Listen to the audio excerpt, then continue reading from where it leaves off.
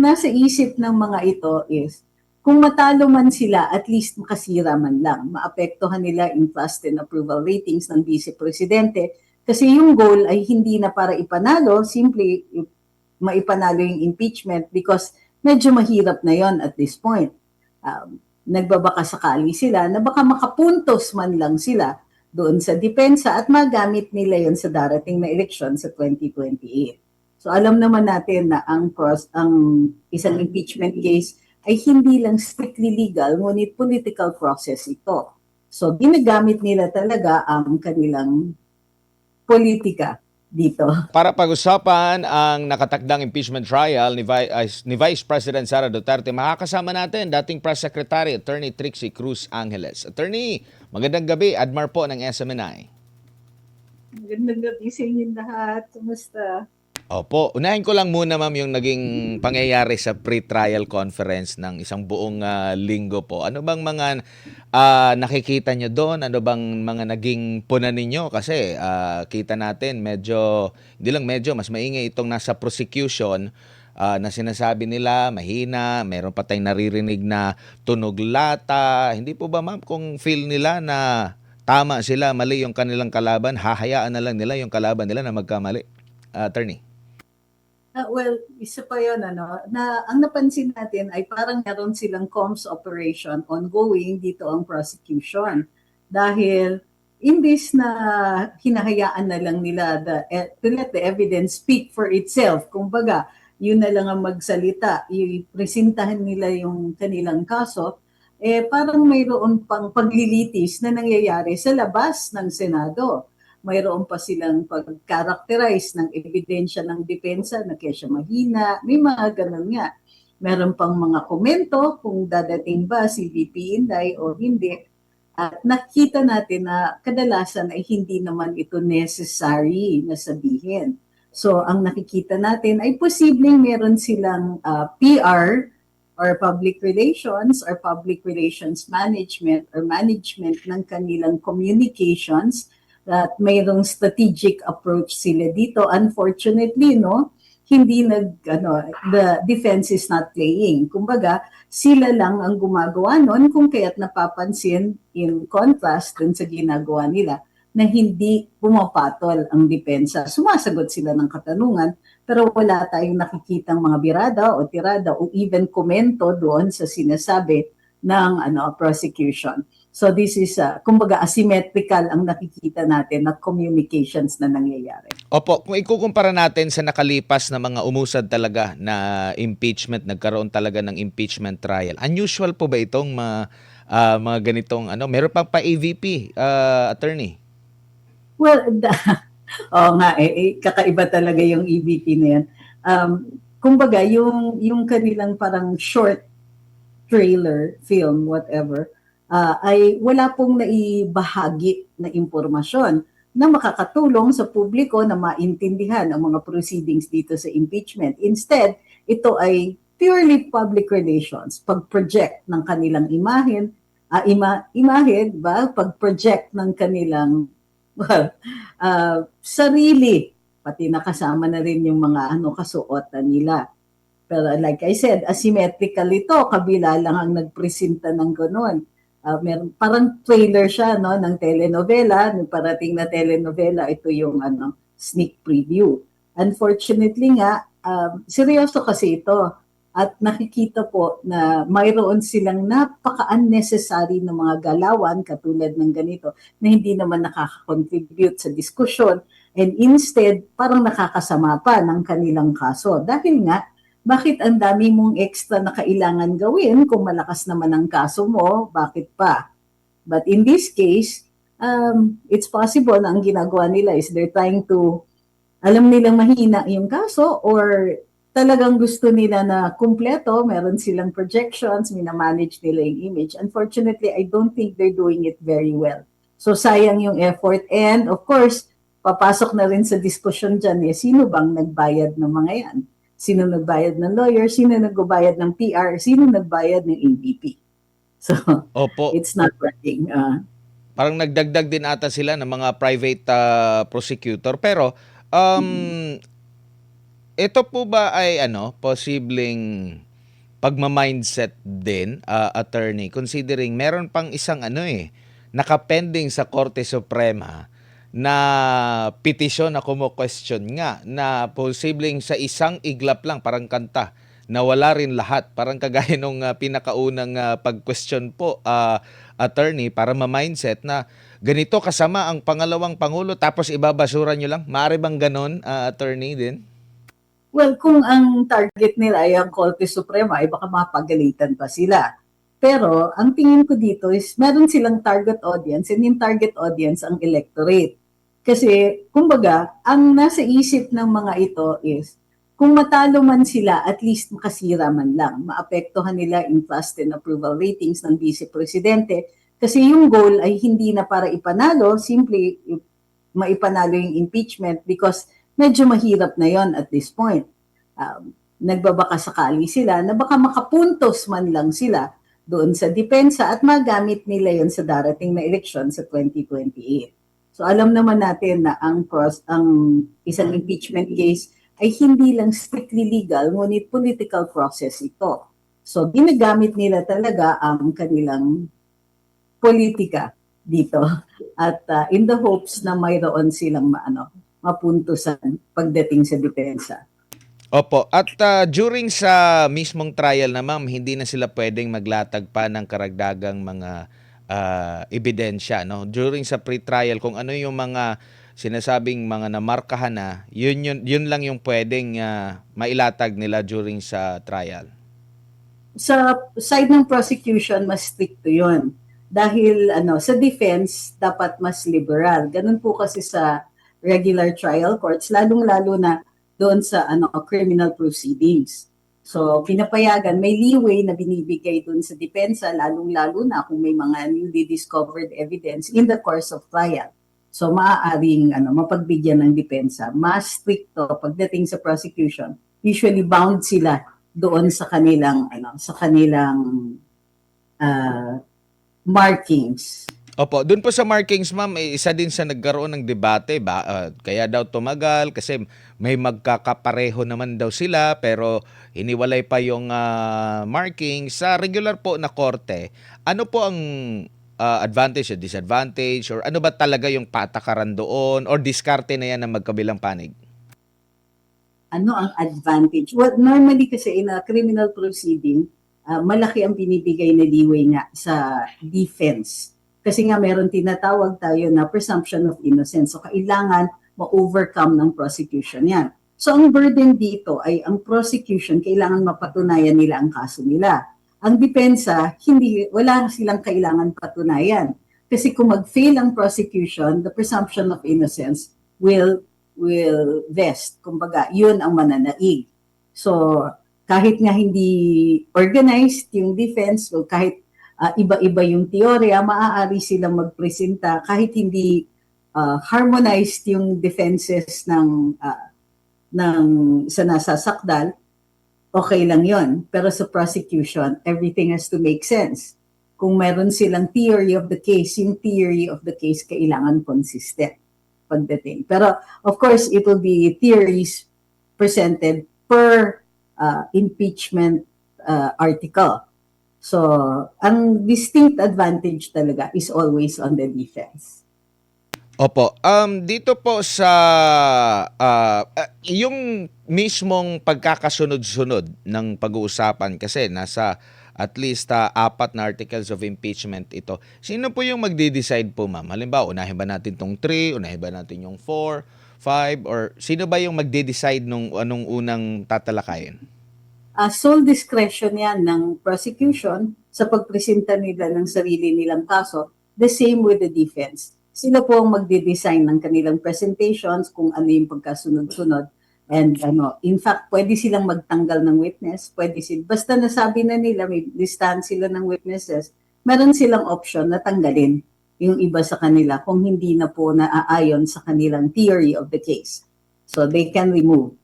Pero yung order and yung design kung paano nila ipipresenta, that belongs to each of the parties. So meron silang parehong presentations, sila po yung magde-decide nun.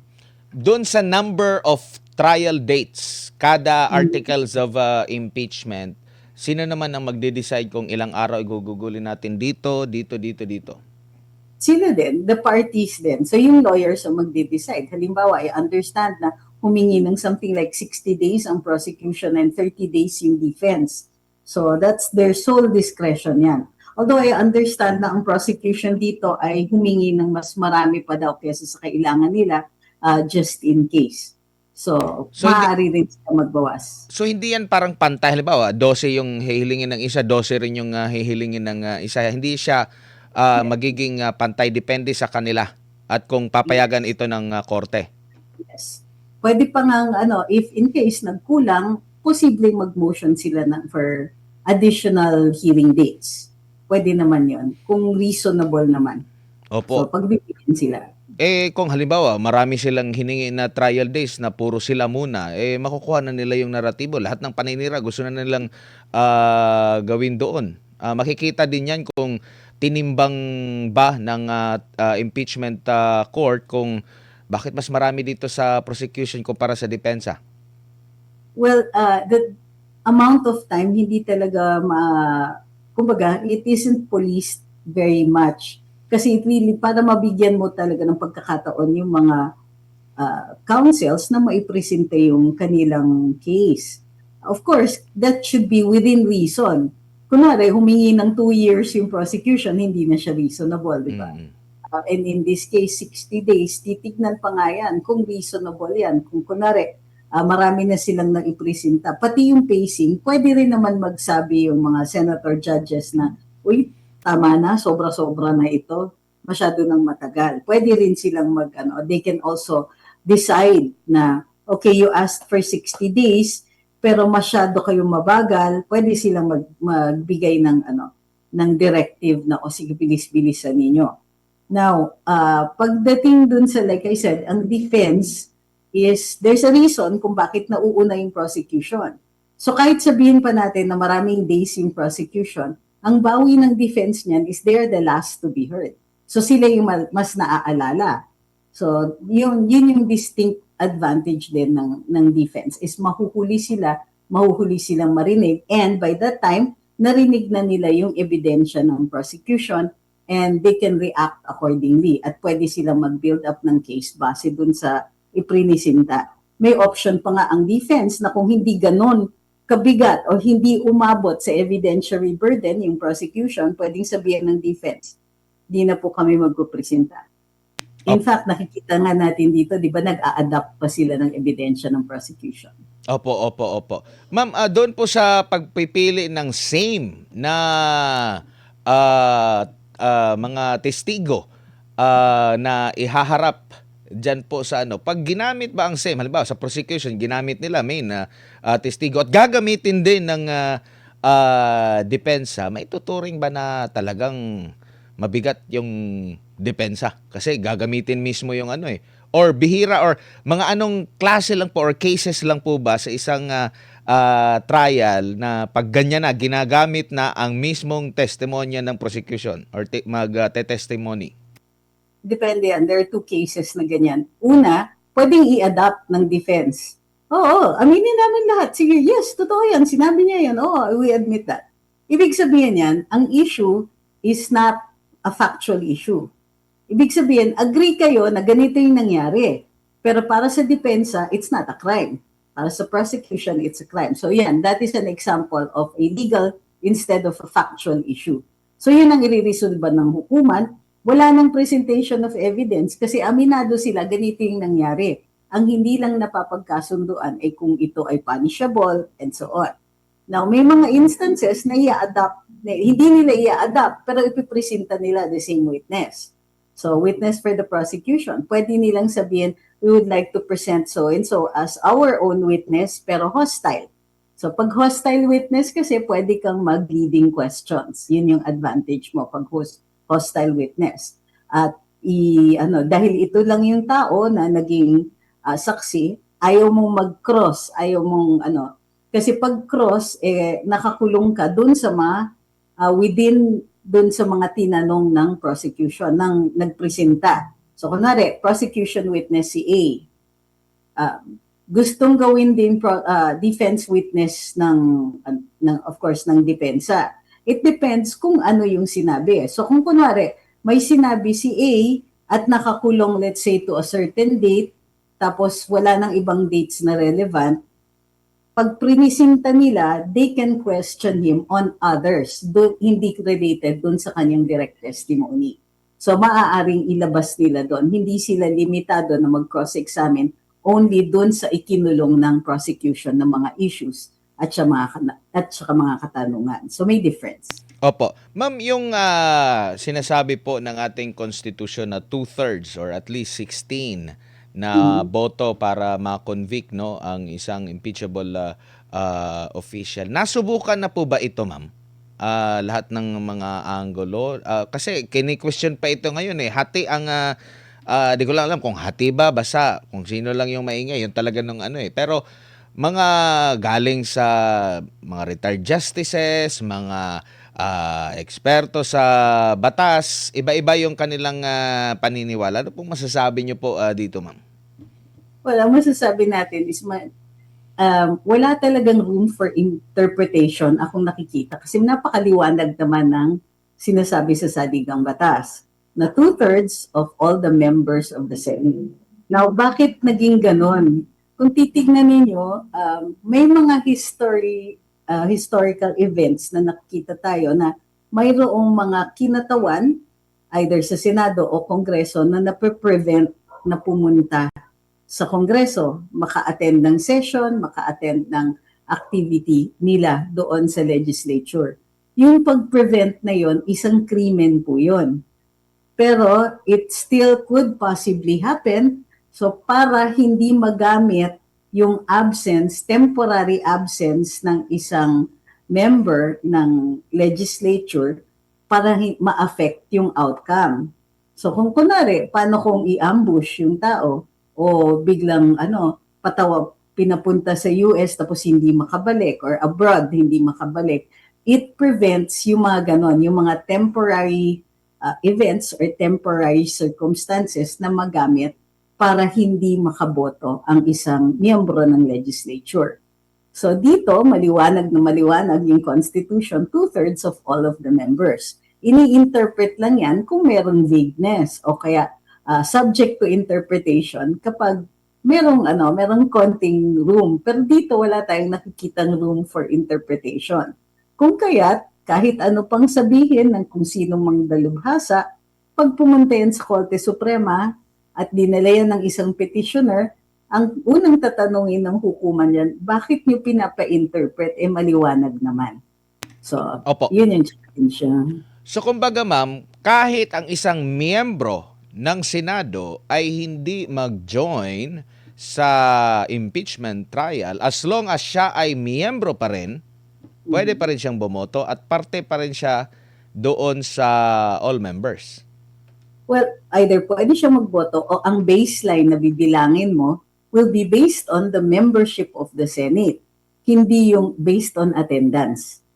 Not limited to those who are present, yung baseline amount. To determine yung 2/3, bibilangin mo yung number of senators, hindi yung number of senators present.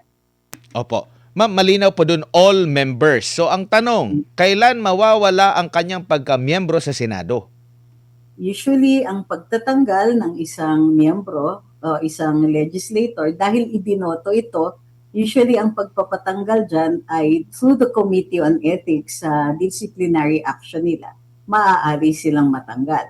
Take note ha, kailangan tanggal. Hindi pwedeng suspended kasi membership ang binibilang. So, kailangan may disciplinary action, may 2/3 vote din para matanggal ang isang miyembro ng legislature. Ngayon, kung kunwari, mayroong sinasabi kasi na article dun sa Anti-Graft and Corrupt Practices Act, Republic Act 3019, na maaaring suspindihin ang isang nasa sakdal or kapag na sila po ay na-arraign na, mayroon ng arraignment at nakapasok na sa hukuman yung kaso. Titignan yan kung ito ay naaayon under the 1987 Constitution at kung naaayon din doon sa sa wording ng batas na yon na it will apply to senators and congressmen.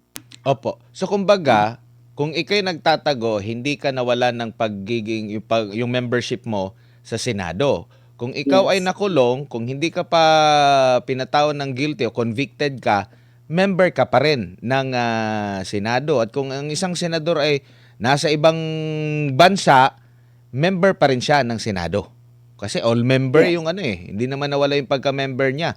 And Right. pag mawawala yung pagka-member niya kung na-ethics siya, pero needed pa rin ng 16. Yes. So Okay. even if suspended, admonished, out of the country, may sakit, nagtatago, member pa rin sila. Ayan, malinaw po yan. Pero dito ma'am, sa kada desisyon po, kasi may hihilingin sa Korte Suprema, either ng prosekusyon o ng depensa, ilang boto po ang bibilangin para payagan yung halimbawa, merong ganito, gusto ko i-dismiss na yung kaso ko, halimbawa, yung sa side ni VP Sara, ilang boto ang needed? Lahat ba magboboto din doon? May dalawang argumento dyan. Normally kasi pagka yung desisyon ng hukuman will dispose of the case, ang bibilangin dyan will be the 2/3. So kasi it's acquittal or conviction, a dismissal will amount to an acquittal. So kailangan pa rin ng 2/3 vote. Mayroong nagsasabi na kung ang mga desisyon ay hindi naman conviction or acquittal at sabihin nila ang dismissal ay hindi kapareho ng mga yon, it will require a simple majority. So kung dismissal yan, there are two schools of thought. Mas mabigat para sa akin na i-interpret na this will amount to an acquittal, so kailangan ng 2/3 vote. So, may tuturing na ba yun? Acquittal, kailangan ng 16. Hindi. Kailangan ng 2/3 vote kasi to convict eh. For an acquittal, basta less than that. So, any number less than 16. Okay. So, halimbawa, may tuturing na bang yon? Yung sa side ng depensa, yung kanilang tugon doon sa May 25 ata yon na tugon na nila. May ituturing na ba yon na na parang naghain ng motion para i-dismiss itong kaso? Ang sinasabi nila is hindi dapat matuloy pa muna ang impeachment dahil may mga unresolved issues. Halimbawa, ang sinasabi nila, hindi pa right ang itong impeachment kasi may issue, for example, na hindi ni-resolve dun sa House na dapat nung nag-file ng February 2 dun sa initial 2 complaints, nag-start na po ang ban, ang period na hindi na pwedeng tumanggap ng other complaints. O other, di ba merong 1-year period na hindi ka pwedeng mag-file ng additional impeachment complaint. So, ang dapat nag-toll na yon ng February 2. Nakita natin na mayroong mga nag-file before February 6. After February 6, at yun po ay kinoconsider, bakit tinatanggap? So, ang question ng defense, bakit tinanggap ninyo? Nag-toll na yung period, nag-start na yung 1-year ban after February 2. So, that has to be resolved. And tama naman na binabanggit nila ito, dinadala nila sa Senado ito to be resolved by the senator judges. At kung hindi ito i-resolba to the satisfaction of any of the parties, pwedeng iakyat yan sa pinakamataas na hukuman. So Opo. may mga ganyan na issues.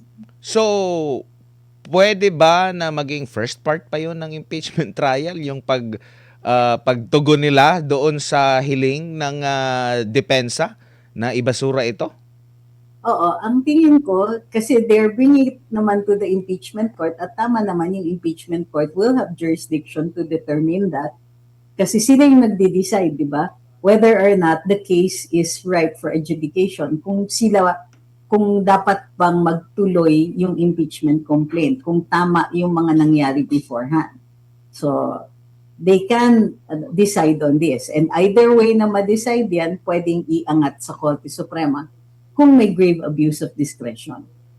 Opo, so at least mga tama ba? Walong boto halimbawa pumabor sila yung walong senador na yon doon sa hiling ng depensa, basura na yung kaso or yung impeachment.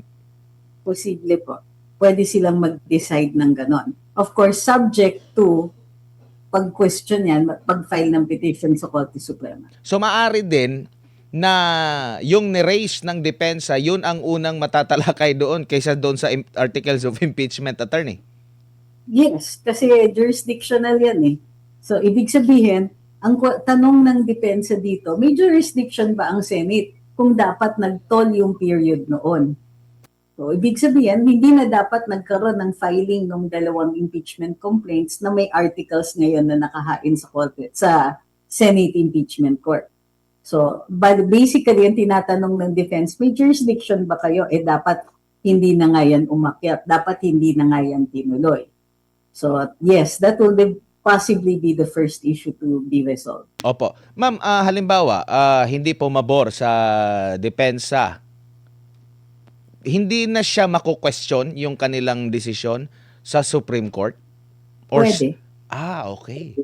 Pwede So, siyang kahit yung conviction sa ma'am, sa mismong pinapa-impeach, pwede siyang questionin sa Korte Suprema? ay yung final judgment, kunwari, Tapos na lahat. acquittal or conviction, di ba? O let's say, for example, conviction, tapos iangat ng defense. In theory, pwede kasi ang Supreme Court may jurisdiction over matters involving grave abuse of discretion. So kung ang reason sa pag-akyat ay may grave abuse of discretion, posible. However, kailangan sabihin din na ang korte ayaw nila na lalo na yung ganyan, final judgment, kahit may grave abuse of discretion, dahil nakalagay sa saligang batas that it is the Senate who is the sole judge dun sa sa matters sa impeachment.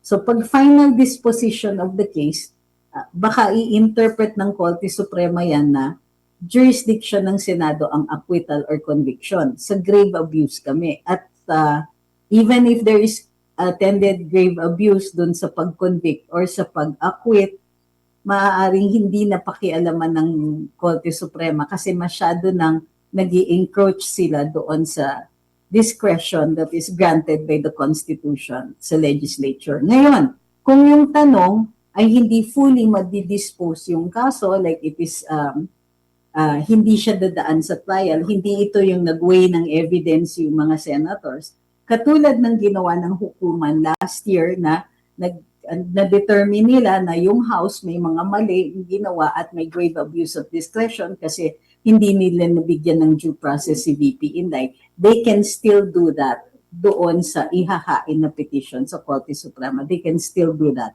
now. Opo. Sa Opo. So balikan ko lang yung napagkukwentuhan natin na tungkol sa unang part na posibleng mas una pang matalakay. So halimbawa kung hindi makakuha ng paborableng desisyon ang depensa, yun pwede yung iakyat na sa Korte Suprema din, yung ganun.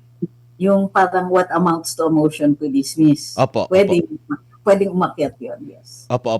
And yung pending sa Korte Suprema, nananatiling buhay pa rin ba yun? Or kahit na umusad itong impeachment, halimbawa, nakailang trial na tapos lumabas yung desisyon ng Korte Suprema, burado lahat ng nangyari sa Senado?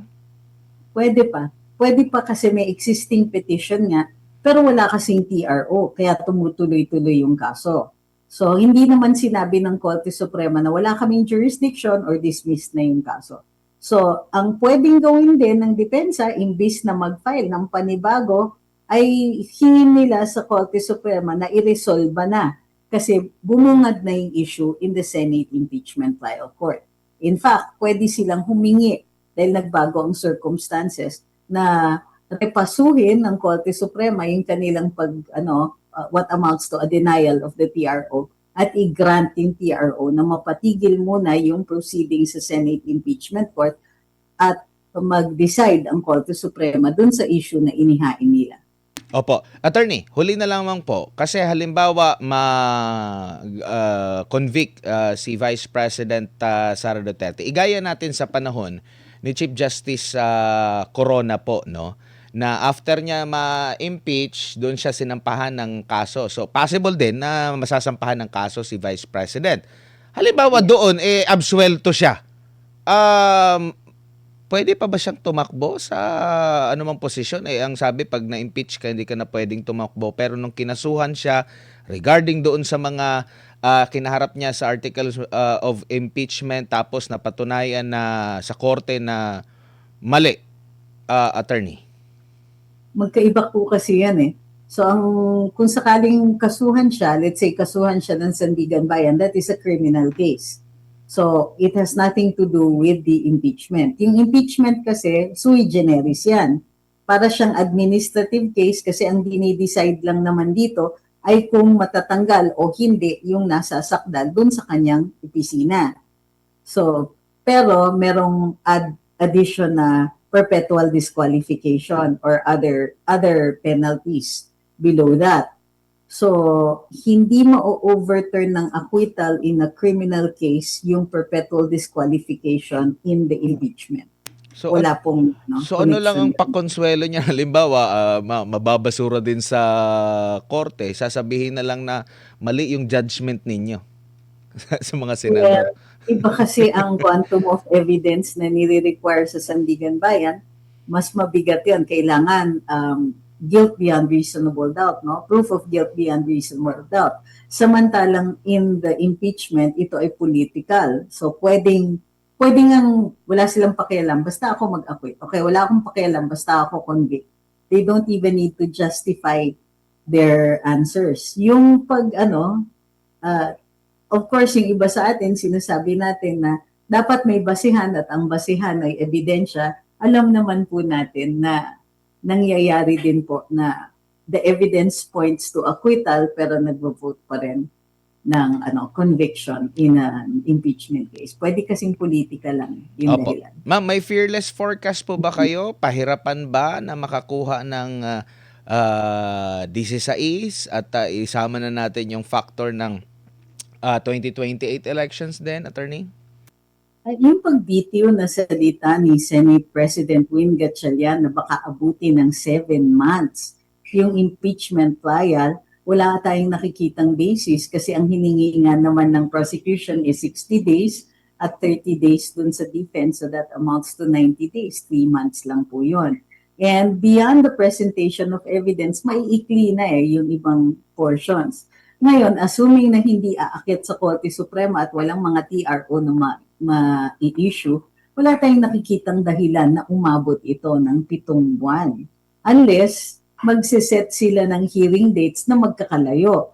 So para sa akin, yung intention na patagalin yung impeachment proceedings is an admission of two things. Number one, is that pahirapan talaga and they need more time na makakonvince ng 16 to convict, or they need more time to para magkaroon ng mas matinding siraan. Kasi if this is going to be simply a comms operation, aaminin na lang ng isang partido na hindi talaga aabot sa sa 2/3 vote, then gagamitin na lang nila ito for political purposes. And the only political purpose na nakikita natin ngayon ay para maapektuhan ang trust and approval ratings ni VP Inday para magkaroon ng konting duda kung mananalo siya sa 2020. Opo, ma'am, siguro mensahe paalala nyo sa ating mga kababayan, payo sa ating mga kababayan, dahil for sure compare sa ng mga nakalipas na impeachment, ito heavily maliban sa ite-televise, sa free to air, sa social media, parang ito yata yung wala sa mga nakalipas na mas magiging malawak na ang coverage po nito maabot. Ano po ang maipapayo na lang sa ating mga kababayan na makikinig at manonood sa nakatakdang impeachment trial ng pangalawang Pangulo? Maraming goings on dito. Dun sa makikita natin na may trial, pero makikita din natin na maraming mga pangyayari behind what we see on television.